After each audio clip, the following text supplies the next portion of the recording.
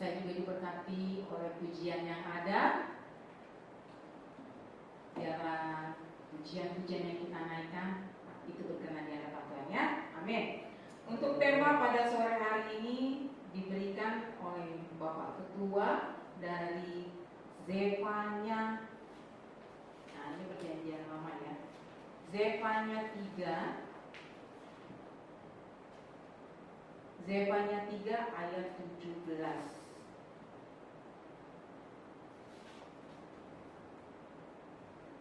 Sudah pada dapat semua? Haleluya, puji Tuhan. Untuk menghormati benar firman Tuhan, ini satu ayat aja saya minta begitu berdiri, kita baca bersama-sama dengan kuat dan lantang. 1, 2, 3. Zefanya 3 ayat 17. Tuhan Allahmu ada di antaramu sebagai pahlawan yang memberi kemenangan. Ia bergirang karena engkau dengan sukacita. Ia membaharui engkau dalam kasih-Nya. Ia bersorak-sorak karena engkau dengan sorak-sorak. Amin. Haleluya. Silakan duduk, puji nama Tuhan. Kalau tema yang diberikan judulnya Tuhan Yesus memberi kemenangan. Amin. Dari ayat ini ya, dari kitab Zefanya, kalau saya paling senang kalau mendengar renungan ada sedikit latar belakang, jadi kita biar ada sedikit pengetahuan, karena saya juga sambil belajar ya. Kalau latar belakang dari kitab Nabi Zefanya ini dulu dibuat kira-kira sebelum Masehi, 630 sebelum Masehi ya, dimana Zefanya itu punya arti ya, namanya Tuhan menyembunyikan. Jadi nama arti dari Zefanya adalah Tuhan menyembunyikan. Zefanya sendiri, Nabi Zefanya ini merupakan putra dari buyut Raja Hizkia. Ya, putra dari buyut Raja Hizkia yang bernubuat selama pada saat itu Nabi Zefanya pada masa pemerintahan Yosia, Raja Yosia ya. Kalau dilihat dari pembacaan firman Tuhan, di mana Allah memberikan pernyataan, ya, pernyataan bagi umat Israel pada masa itu, ya, di mana waktu itu, nah kita tahu kalau bangsa Israel itu mempunyai karena ganti-ganti raja ya. Jadi dia mengikuti masa pemerintahan raja yang ada. Jadi kalau rajanya adalah raja yang takut akan Tuhan, mereka akan kembali ke jalan yang benar. Tapi ketika raja yang memerintah pada saat itu adalah raja yang tidak takut sama Tuhan, yang memberikan, maksudnya membangun berhala-berhala, biasanya itu mereka akan kembali lagi ke jalan yang tidak benar. Ya.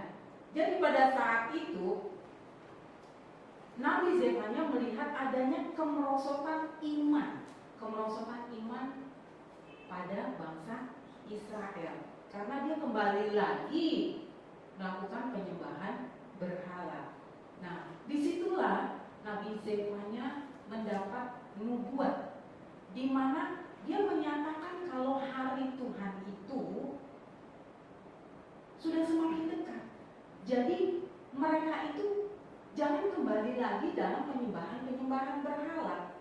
Nah, sehingga Zefanya melakukan nubuat dan tulisan walaupun hanya 3 pasal. Disitulah yang Tuhan berikan nubuatan kepada Nabi Zefanya agar bangsa-bangsa Israel itu kembali ke jalan yang benar. Kalau kita baca ya, kembali pada Zefanya 3 ayat 17 ini, saya baca kembali. Tuhan Allahmu ada di antaramu sebagai pahlawan yang memberi kemenangan. Ia bergirang karena engkau dengan sukacita. Ia membaharui engkau dalam kasih-Nya. Ia bersorak-sorak karena engkau dengan bersorak-sorak. Di mana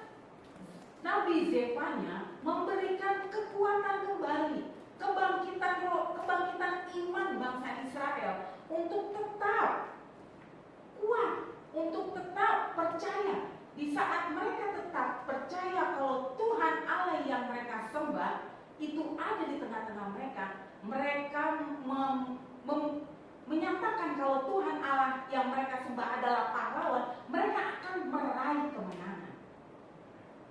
Ya, kalau saya melihat kembali, jadi sebelum tadi yang kita baca adalah terjemahan baru. Jadi ada juga terjemahan lamanya. Ini kata-katanya lebih mudah, maksudnya lebih kita bisa pahami. Kata-katanya seperti ini ayatnya. Dalam terjemahan lama, Zefania 3 ayat 17, Tuhan Allahmu ada, kata-kata di antaramu itu pada terjemahan lama itu ditulis di tengah-tengahmu, ya. Tuhan Allahmu ada di tengah-tengahmu sebagai pahlawan yang menyelamatkan, ya. Kalau ini perjanjian, maksudnya terjemahan lamanya, Tuhan Allahmu ada di tengah-tengahmu sebagai pahlawan yang menyelamatkan. Dia bergembira atasmu dengan bersuka cita. Dia akan tinggal dalam kasihnya. Dia akan bersorak-sorai karenamu dengan sorak kegirangan. Jadi ada sedikit kata, ya, di mana kata di antara itu terjemahan lamanya itu artinya di tengah-tengah. Jadi kita harus percaya. Mungkin itu pada masa bangsa Israel, mereka Nabi Zefania memberikan nubuatannya ini, ayat ini untuk menguatkan bangsa Israel pada masa itu. Dan firman ini tetap hidup. Firman ini juga berlaku bagi kita. Amin. Kita percaya kalau hari ini, besok, dan akan datang Tuhan ada di tengah-tengah dalam kehidupan kita. Jadi kalau kita ambil dari ayat ini, ada 3 hal penting, ya. Mungkin saya sedikit rangkum. Ada 3 hal penting yang bisa kita ambil sebagai kita orang-orang percaya yang boleh ada di dalam Tuhan. Yang pertama, Tuhan ada dalam hidup kita. Amin. Tuhan ada dalam hidup kita. Arti kata jadi tadi di antara berarti Tuhan itu tadi ada di mana? Di tengah. Betul? Di antara itu berarti antara 2 orang atau di antara banyak orang, Tuhan ada di tengah. Jadi Tuhan itu ada di tengah atau ada di dalam bagian hidup kita. Makanya kenapa kalau kita katakan Yesus ada di mana? Yesus ada di mana-mana. Tapi kita selalu percaya Yesus itu ada di dalam hidup kita. Ya, jadi dia ada inside, ada di dalam bagian hidup kita. Sehingga kita selalu ada dalam naungan Tuhan. Jadi kalau Tuhan ada di dalam kita, Tuhan ada di tengah-tengah kita, berarti hidup kita dijamin 24 jam Tuhan jaga. Amin. Enggak McDonald aja 24 jam. Ya. Enggak KFC nggak tahu ada 24 jam atau enggak, ya. Terkadang penjagaan kita, sebagai contoh kami orang tua, punya keterbatasan. Kalau bapak gembala kerja, saya harus ngurusin yang si kecil, dan saya tidak bisa 24 jam melihatin orang. Betul? Kalau dibilang takut, khawatir pasti. Takut nanti dia jatuh, takut dia melakukan hal yang begini, nonton yang ini, lihat yang ini. Betul? Khawatir itu ada. Ya kan? Apalagi kita yang mungkin punya teman dekat ataupun pacar, nggak bisa di 24 jam. Ya kan? Mungkin ada yang pacaran posesif, dia teleponan, yang enggak ada juga tidur, ya kan? Terbatas juga gitu loh. teman dekat kita, orang tua kita, bapak ibu kita, semua terbatas. Tapi dengan ayat ini menyatakan Tuhan Allahmu ada di antaramu. Di antaramu itu pasti 24 jam. Jadi kita punya keterbatasan, tapi kita percaya Tuhan yang kita sembah, Tuhan yang tidak terbatas. Dan taruh Tuhan ada dalam hidup kita. Kita bersyukur kalau kita punya Tuhan yang luar biasa dan yang selalu ada di tengah-tengah dan di dalam kehidupan kita. Amin. Amin. Yang kedua, Tuhan sebagai pahlawan. Sebagai pahlawan dalam hidup kita. Saya coba tadi baca atau mengambil dari cari memang di Google ya. Biasanya kan Bapak Gembala pakai bahasa Ibrani. Pahlawan itu dari bahasa Ibrani itu Gibor. Betul ya Bapak Gembala ya? Gibor. Pahlawan itu bahasa Ibraninya Gibor. Di mana arti Gibor dalam bahasa Ibrani ya ada banyak artinya. Cuma ada mungkin di sini saya ambil 5. Ada 5 arti kata pahlawan di kitab dari bahasa Ibrani itu sendiri. Yang pertama, berjuang. Jadi Tuhan itu berjuang bagi kita untuk menyelamatkan kita. Kita tahu kalau Tuhan sudah mati di kayu salib, berkorban buat kita untuk menyelamatkan kita. Ya. Jadi Tuhan sebagai pahlawan dalam hidup kita, yang pertama adalah Dia berjuang. Berjuang sebagai penyelamat dalam hidup kita. Tuhan berjuang untuk menolong kita. Kita boleh diperhadapkan segala permasalahan. Kita boleh dihadapi dengan segala persoalan. Tapi kita percaya di saat kita berserah kepada Tuhan, Tuhan yang berjuang. Amin. Amin. Yang kedua, arti kata pahlawan dalam bahasa Ibrani itu juara. Kita harus percaya Tuhan akan jadikan kita sebagai juara, pemenang dalam setiap hal.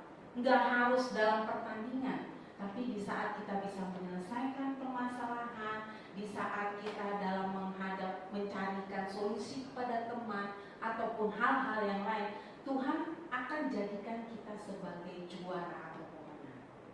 Yang ketiga, kepala. Ada ayatnya yang menyatakan kalau kita, Tuhan akan menjadikan kita sebagai kepala, bukan ekor. Jadi Tuhan akan menjadikan kita sebagai kepala, berarti di atas. Tapi dengan kita bisa di atas, ada beberapa tahapan-tahapan yang harus kita lalui. Dengan melewati tahapan-tahapan itu, kita pasti akan diberikan menjadi kepala. Amin. Lalu yang keempat, Tuhan menjadikan kita sebagai orang yang besar. Maksudnya bukan berbadan besar ya. Saya sekarang lagi program diet nih. Mudah-mudahan sih kelihatan belum lah, masih 10 hari ya. Jadi Tuhan mau membuat kita sebagai orang besar. Orang besar itu merupakan orang-orang penting yang akan Tuhan taruh di tengah-tengah organisasi, pekerjaan, masyarakat ataupun yang lain. Ya, percaya itu. Karena saya merasakan di saat saya bekerja, Tuhan tempatkan saya maksudnya Tuhan tempatkan di beberapa departemen. Walaupun saya tidak menjadi head, ya kepala ataupun supervisor, tapi saya sering diberikan kepercayaan penting dalam perusahaan itu.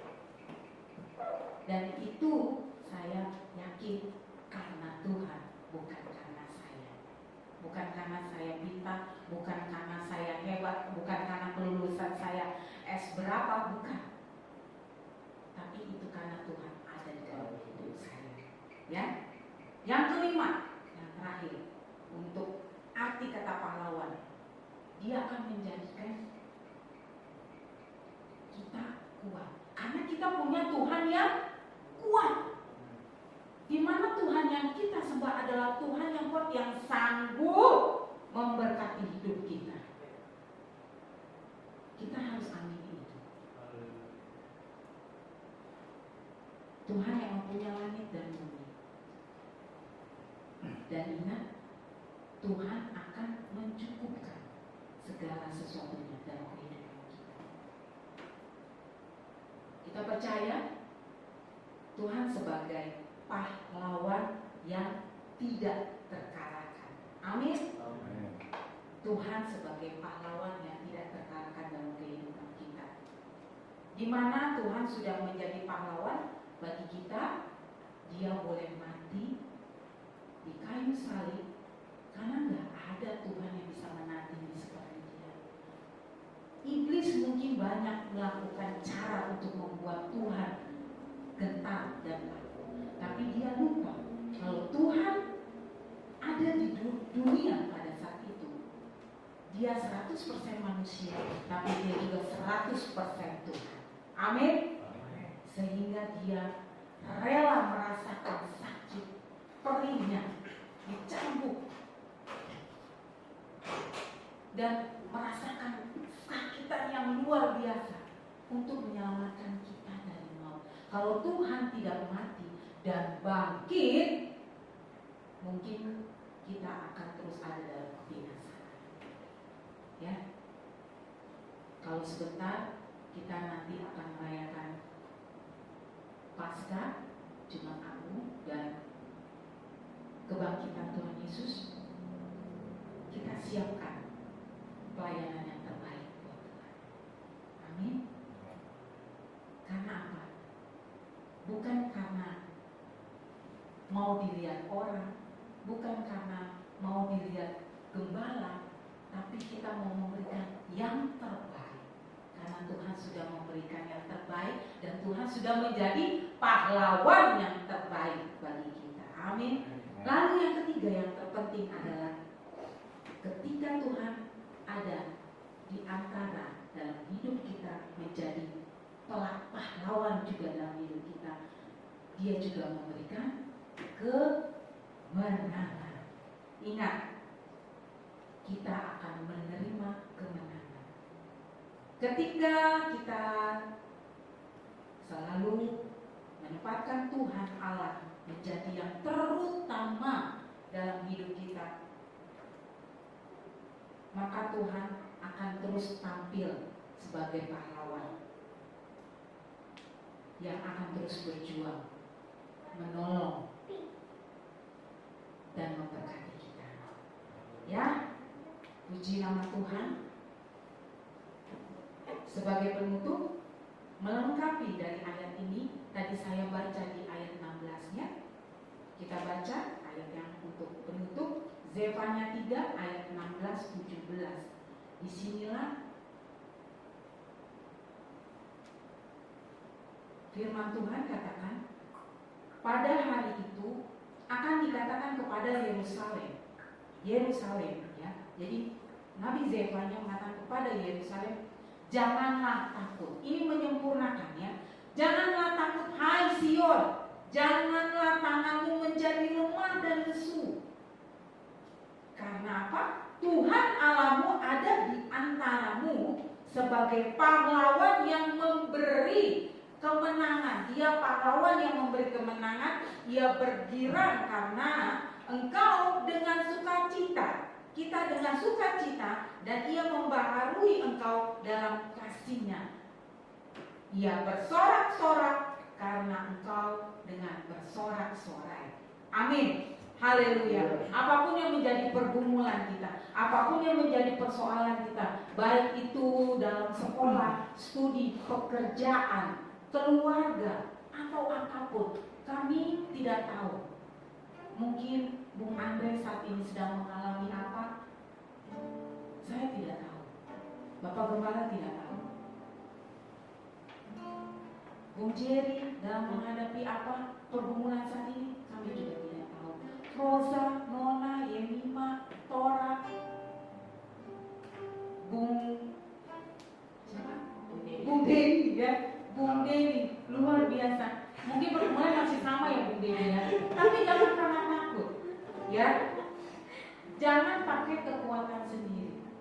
pakai akal sendiri.